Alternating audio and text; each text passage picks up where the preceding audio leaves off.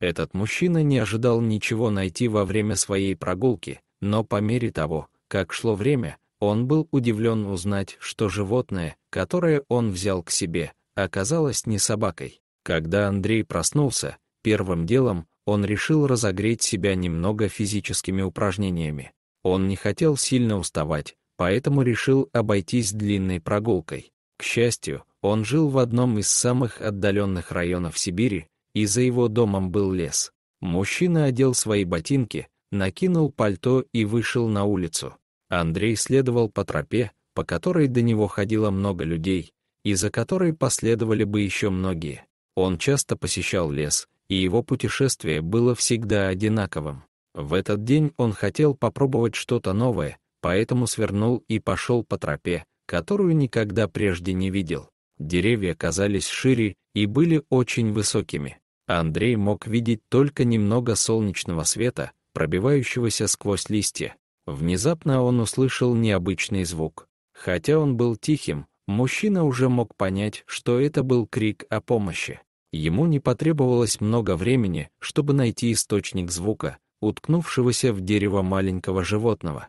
Это был щенок. Глаза у щенка были закрыты. Казалось, что ему не больше нескольких недель. Андрей не мог понять, почему кто-то бросил беспомощное создание посреди леса. Это разбивало его сердце. Он подошел ближе, поднял щенка и плотно его обнял, надеясь, что его руки смогут дать немного тепла этому бедному животному. У него не было времени думать ни о чем другом, кроме как обеспечить безопасность щенка, и Андрей поспешил домой. Пока мужчина спасал брошенного щенка, его предчувствие сказало ему, что это станет одним из самых важных дел, которые он когда-либо сделает. Когда он, наконец, вернулся домой, он достал одеяло и завернул дрожащего щенка. Он затопил печь и набрал немного воды. Через несколько минут пребывания под заботой Андрея щенок перестал дрожать. Мужчина позвонил в местную ветеринарную клинику и попросил провести осмотр.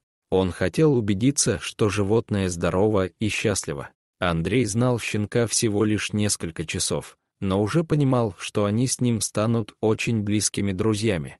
Он назвал щенка Акелла. В течение следующих нескольких месяцев Акелла рос, и Андрей заметил, что у этого нового питомца был большой аппетит. Это было так с самого первого дня их встречи. Андрей знал, что молодым животным требуется много питательных веществ, особенно собакам, и нужно регулярно питаться, чтобы поддерживать свою энергию и вес. И все же привычки питания Акеллы продолжали удивлять Андрея.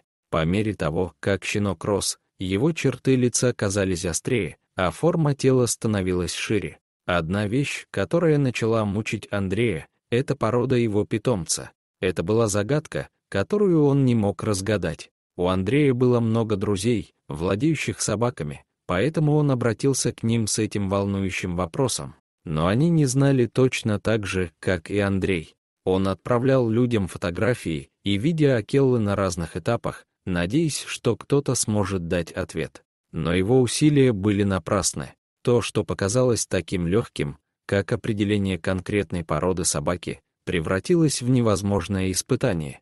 В конечном итоге Андрей обратился к специалисту по животным. Специалист попросил встречи лично, чтобы она смогла определить, какой породой был пес. Вскоре после этого они находились в машине, двигаясь к эксперту. Андрей вошел в клинику с Акеллой, привязанным на поводке. Поговорив с регистратором, его направили в кабинет эксперта. Когда он вошел, челюсти эксперта опустились. Женщина не могла поверить своим глазам. Андрей провел столько времени, думая, что выращивает щенка, чтобы позже обнаружить, что это не собака. Оказалось, что Акелла — это волк. Акелла был не просто какой-то случайный волк, а евразийский серый волк. Этот вид хорошо известен, как крупнейший вид собаки на Земле. Волчьи щенки очень схожи с собачьими, поэтому было естественно, что Андрей сделал такую ошибку. Специалист по животным пояснил Андрею, что различие в размере было одним из ключевых моментов, на который следовало обратить внимание. Узнав истинный вид своего питомца, Андрею пришлось заботиться о благополучии Акеллы.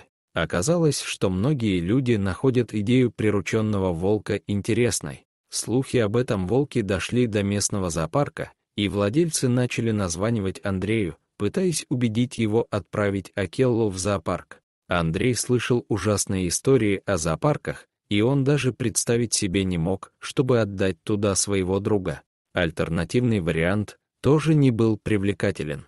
Многие побуждали Андрея отпустить Акеллу обратно в дикие места, некоторые из них боялись за безопасность мужчины и его соседей. Андрей был не уверен насчет этого, поскольку не было гарантии, что Акелла будет в безопасности в лесу. Акелла уже провел столько времени с Андреем и приспособился к новому образу жизни, поэтому было естественно позволить волку остаться с ним. Андрей уже взял Акеллу под свою опеку, и ему казалось неправильным отдавать его. Сначала семья Андрея сомневалась по поводу его решения воспитывать волка. Существует много потенциальных опасностей, связанных с общением с дикими животными, особенно волками, которые могут быть непредсказуемыми и часто вызывают страх своим хищным взглядом и своей силой. Тем не менее, волк ни разу не проявил агрессии по отношению к любому человеку, поэтому Андрей считал, что нечего бояться, так как Акелла вел себя, как домашняя собака. Андрей решил следовать своему сердцу, а не слушать мнения других, и в конечном итоге его друзья и семья полностью поддержали его решение. Андрей благодарен, что встретил этого молодого зверя в лесу, и Акелла благодарен тому, что его нашли. До сих пор они живут вместе в сибирском доме Андрея, стараясь быть по возможности счастливыми. Более того, отношения, которые Андрей создал с Акеллой, вдохновили его помогать другим диким животным. Мужчина создал несколько приютов для диких животных, где серые волки могут жить в безопасности.